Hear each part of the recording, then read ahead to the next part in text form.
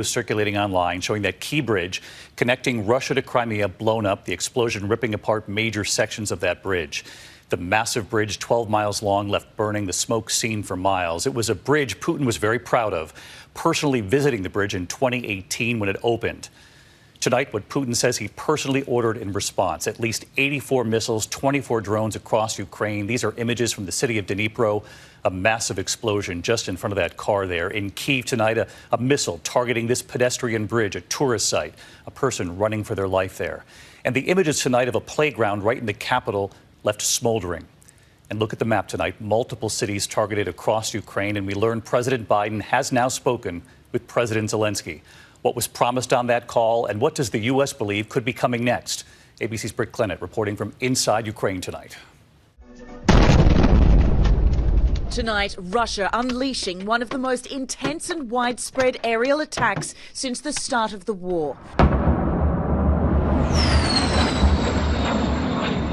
The coordinated barrage unfolding during the busy morning rush. 84 missiles and 24 drones targeting at least 10 cities from one end of Ukraine to the other, including unprecedented strikes in the heart of the capital. Residents in Kyiv racing into shelters, air raid sirens blaring. You can see where those windows have been blown out of that building. A massive crater just left here by the impact of the missile in the middle of the intersection. Terrified residents screaming in horror. At least 12 people killed, more than 80 injured across the country. This man bleeding and shocked, his hands shaking. Strikes on critical energy infrastructure knocking out power to major cities. Coupled with attacks on civilian areas with no obvious military targets. The explosion here ripping out part of the ground of this park, not far from a playground where kids come to enjoy themselves. This is not of strategic military importance. This is a clear civilian attack. Here, a massive explosion near a pedestrian bridge. You can see a person walking just feet away from the blast, then running away. This young woman recording a video while walking down the street when suddenly a missile explodes nearby. See the sheer terror on her face, her voice cracking. Residents horrified. I'm still shaking. You're still shaking. I can see you're still shaking.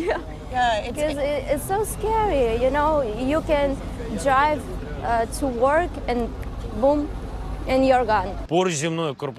Tonight, a defiant President Zelensky releasing this video from the damaged streets of Kyiv, calling the Russians terrorists, promising a quick recovery. Tonight, Putin saying he personally ordered the mass missile strikes as payback for the weekend's major bridge attack in Crimea, calling it a terrorist act hours before today's strikes. That bridge, the only link between Russian-occupied Crimea and Russia, a critical supply route for Russian troops and pivotal symbol of Russia's illegal claims to Crimea. Putin personally celebrating that connection between Russia and Crimea back in 2018.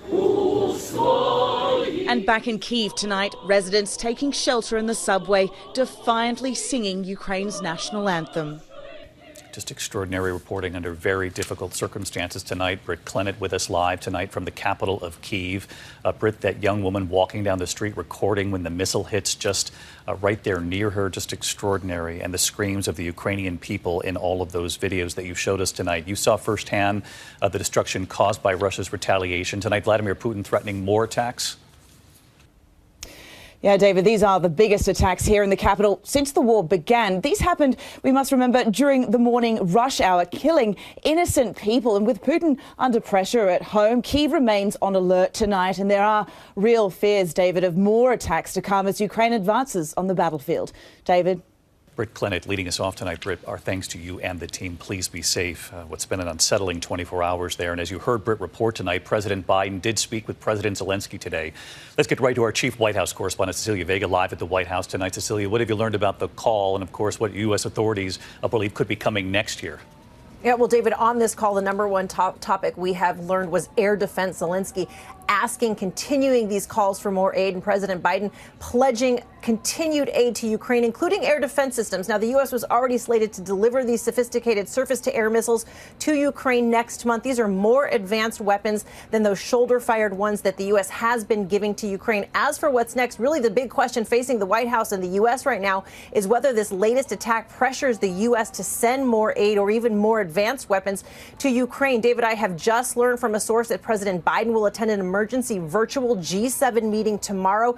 This main topic of this meeting is going to be Vladimir Putin, that attack, and increasing pressure on Moscow from these allies. President Zelensky also is slated to attend, David, but tonight here at this White House, across this administration, there is widespread condemnation of that attack. Well, you heard Cecilia there late reporting tonight. President Biden will be on a meeting with G7 leaders tomorrow on all of this. Cecilia Vega with the breaking news. Thank you to you and Britt Clennett tonight on Ukraine.